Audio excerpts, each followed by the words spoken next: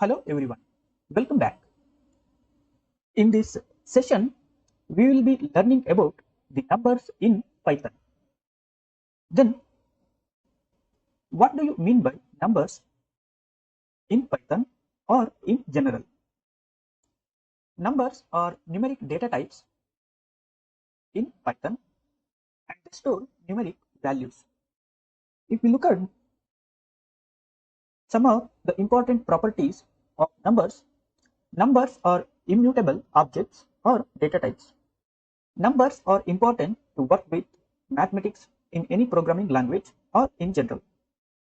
Numbers are integral part of any programming language and Python is no exception. Python provides three types of numbers. They are nothing but integers, floating point numbers, and the complex numbers. Let us begin with the integers in this video.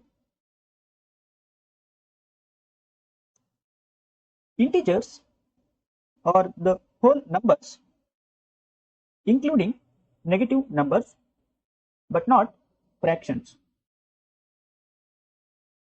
In Python 3.x, there is no limit to how long an integer value can be, but it depends on the system and its architecture to represent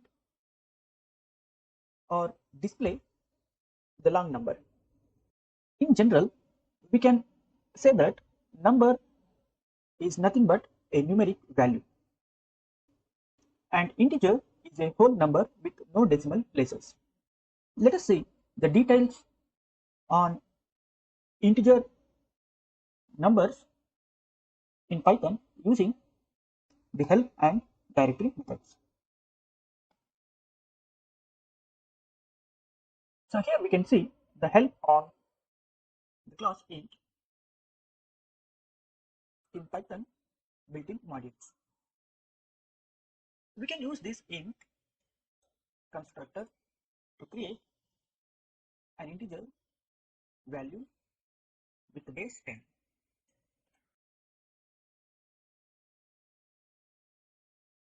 We can also see here the methods defined for the numbers in Python.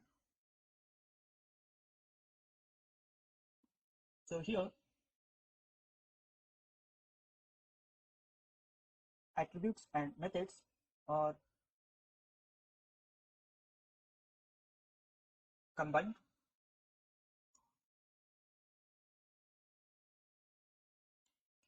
Wherever we find methods with double underscore at the beginning and at the end, they will be treated as the attributes.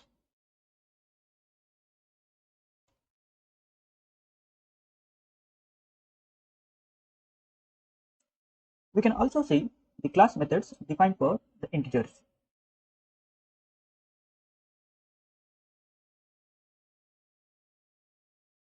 We also have some static methods and data descriptors defined for the integers. Let us see only the attributes and methods without in detail, but only in the form of a list of attributes and methods. Here we can see the list of attributes and methods.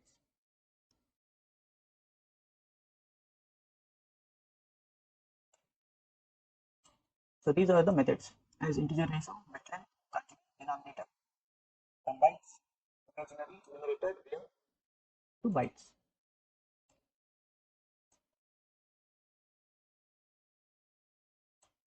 Here I have listed a list of attributes and methods available for integers and also how many attributes and methods available on integers using the length function. I am using the list built-in data type.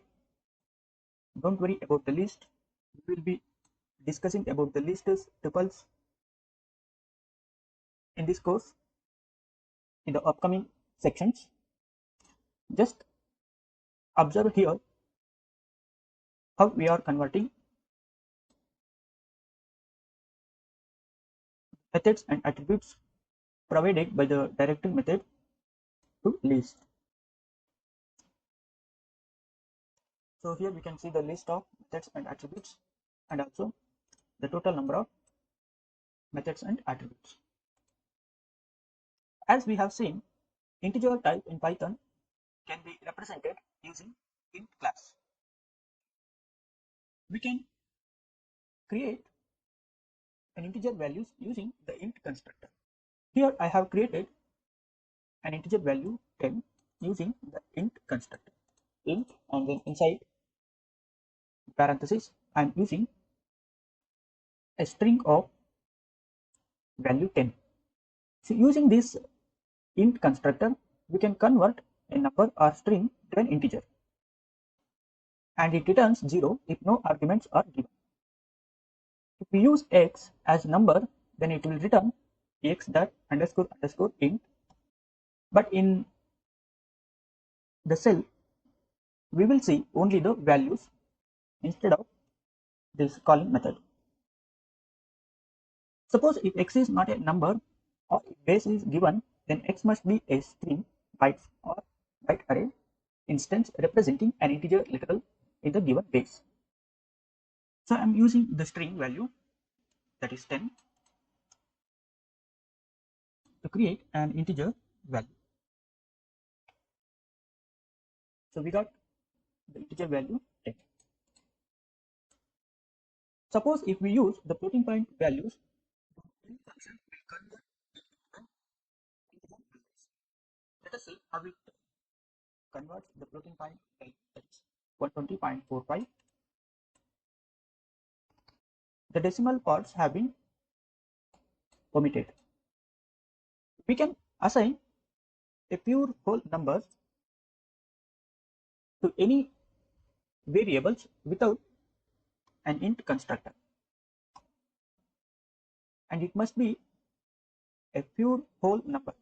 For example, here we have assigned 20 to the variable b. So here we can see the value 20. If we want to check whether the type of the values we have used are integers or not, we can use the type method. We have created the integer value for the variable a using the int constructor, and for the variable b we have assigned a pure whole number 20 to create an integer value. Let us see the type using the type function, type of a and type of b. So here we can see both the variables a and b now belongs to the type integer. We can also represent the long integer value in Python. Long value has limit in Python, but in 2.x version only. In 3.x version, there is only one type of integer for all integers. So in 3.x version, value of an integer is not restricted by the number of bits and can expand to the limit of the available memory in the system. Whereas in 2.x, there exist two types of integer values. One is int and another one is the long int. But in 3.7 means in 3.x version, we can only find one type of integer value for all integers. To show this, here I have created a very long integer value. So look at here, it is a very long integer value without decimal points. So if I use that and then some values after the dot, then it becomes floating point value.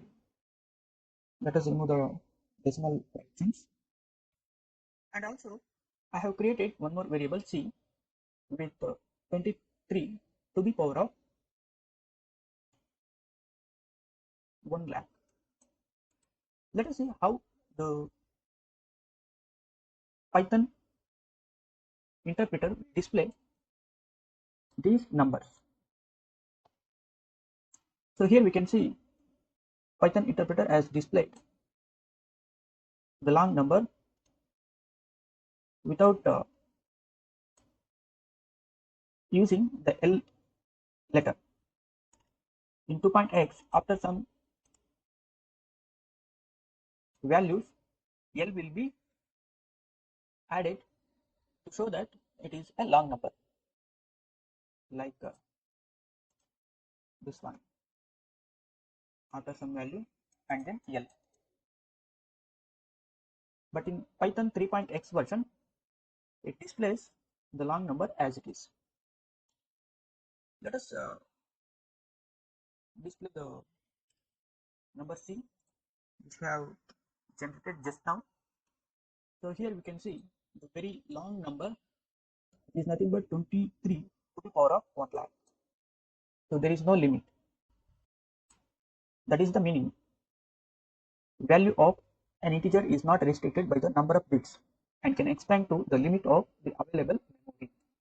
This is very important in Python 3.x version. So this is the major advantage